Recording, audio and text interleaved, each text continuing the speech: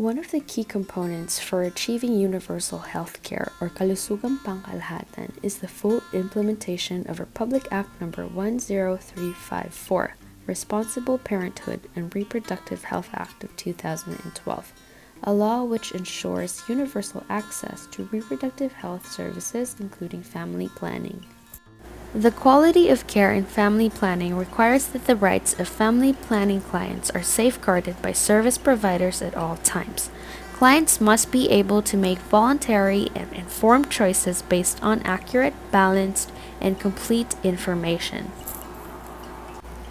Healthcare providers are responsible for ensuring that a family planning client makes a voluntary and informed choice. This factor is considered as one of the pillars that guide family planning program implementation. Among the basic client rights include the right to information, the right to choice, the right to safety, the right to privacy, the right to confidentiality, the right to dignity, the right to comfort, the right to continuity, the right to opinion, the right to access. Ensuring informed consent and voluntarism will translate to better and longer method use, improved client compliance, and satisfied clients who will encourage others to participate in family planning programs. Informed consent is a written, voluntary decision of a family planning client stating that he or she accepts the particular method before undergoing the procedure. The Responsible Parenthood and Reproductive Health Act of 2012 says that any minor must have written consent of their parents.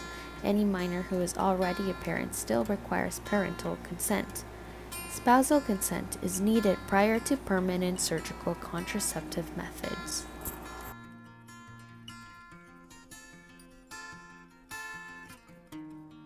One method of contraception is the combined hormonal contraceptive. This contains hormones similar to those naturally found in a woman's body. This suppresses ovulation or the release of an egg from the ovary, which prevents follicular development, which is necessary for ovulation. Pregnancy cannot occur without a released egg. Progesterone makes cervical mucus thick and impairs the entry of sperm. This is shown to be 99.7% effective. This is shown to be safe, proven, convenient, and easy to use. This also decreases heavy menstrual bleeding, painful menses, and endometriosis. However, incorrect and inconsistent use decreases its effectivity. Side effects are nausea and dizziness, and also this requires daily intake. Another method is the combined oral contraceptive pills. This is the most widely used pills, and there are 4 types: the monophasic, biphasic, triphasic, and quadriphasic. This pill is taken daily. 21 active day pill is taken if monthly menstruation is desired. Combined injectable contraceptives are monthly injectable preparations that contain a short-acting natural estrogen and a long-acting progestogen. Once given intramuscularly, hormones are slowly released for 28 to 30 days. This is shown to be 99.9% effective. It's also shown to have immediate effectiveness. Pelvic examination is not required prior to use, and there are few side effects. Some disadvantages include effectiveness that may be lowered by anticonvulsant medication, and one must return for injection every 30 days. Contraceptive and transdermal patches are medicated adhesive patches that contain ethinyl estradiol and noralgestromine. This is a weekly application that provides convenience, avoids first-pass metabolism in the liver, and is as effective as combined oral contraceptives. Contraceptive vaginal rings are a sustained-release delivery system that comes in the form of a flexible plastic ring. It produces consistent concentration of the circulating contraceptive hormones that prevent daily fluctuations associated with the use of combined oral contraceptives. Once-a-month application is required, and this is left in place for 3 weeks in a row. There is good cycle control with the use of contraceptive vaginal rings. Progestin-only contraceptives contain only the hormone progestin. They are shown to be 99.5% effective with perfect use and 99% effective with typical use. Advantages include long-acting and reversible, no need for daily intake, does not interfere with sexual intercourse. Disadvantages include delays return to fertility by an average of 10 months from the last injection. Requires an injection every 2 to 3 months. Subdermal implants are progestin-only implants that are inserted under the skin of the inner upper arm of women through a pre-loaded applicator under local anesthesia. There is release of progestin at a controlled rate, and it's shown to be 99% effective with perfect use. Advantages include reversibility, and fertility returns almost immediately after the rods are removed. This does not require daily intake, and no estrogen-related side effects are seen. Its beneficial non-contraceptive effects includes they help prevent iron deficiency anemia, as well as reduces risk of endometrial cancer and ectopic pregnancies. Some disadvantages include clients cannot start or stop use on their own. Minor surgical procedure with local anesthesia is required to insert and to remove the rods. The rods must be removed after a certain period, and the initial cost is high. Intrauterine devices are small plastic device inserted into a woman's uterine cavity. This releases copper or a hormone. This is 99.4% effective. The advantages, they are highly effective and long-lasting effectiveness. Disadvantages include pain and cramping, menstrual irregularities, and this requires a pelvic exam prior to insertion.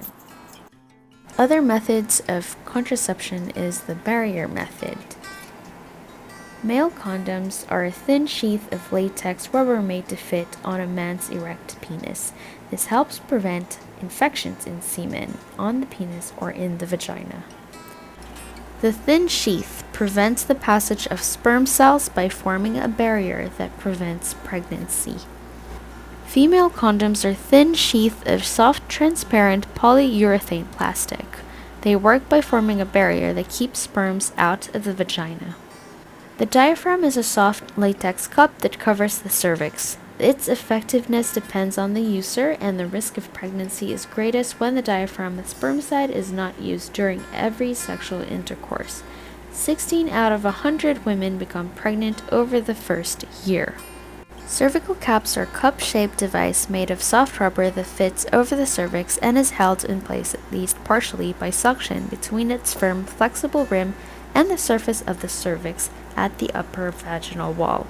This is one of the least effective methods of family planning. Fertility awareness-based methods are contraceptive methods that is based on the recognition of the beginning and the end of the fertile period of a woman's menstrual cycle. This is otherwise known as periodic abstinence or natural family planning. This is a good alternative for women who want to use natural methods for medical, religious, or personal reasons. Calendar-based methods use calendar calculations to determine the period when becoming pregnant is unlikely. Standard days methods is based on the physiology of the menstrual cycle and functional lifespan of the ovum and the sperm.